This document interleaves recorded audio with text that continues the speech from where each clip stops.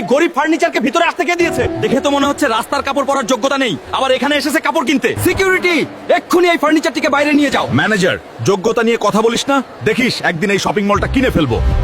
আমি গরিব বলে সব জায়গায় আমার অপমান হয়। আলুতিলা গুহার ভিতর থেকে যে গোলাপি হীরা নিয়ে আসবে তাকে 15 কোটি টাকা পুরস্কার করা হবে। এই পুরস্কার আমি নেব। এই জায়গাটা তো দেখতে একদম ভয়ানক, তাই কেউ হীরা নিতে আসেনি। যা কিছু হয়ে যাক, আমাদের গরিব দূর করার জন্য আমাকে এই হীরা নিতে হবে। এই যে হীরাটা, এখন আমি এই হীরাটা নিয়ে ম্যানেজারের যোগ্যতা দেখাবো। আমি এই হীরাটার প্রহরী, আমি তাকতে কেউ নিয়ে যেতে পারবে না। ওহ, পোস্টারে যে বিপদ লেখা আছে সেটা তুই। বন্ধুরা, দ্রুত লাইক, কমেন্ট, সাবস্ক্রাইব করে দাও যাতে আমি এই দানবকে হারাতে পারি।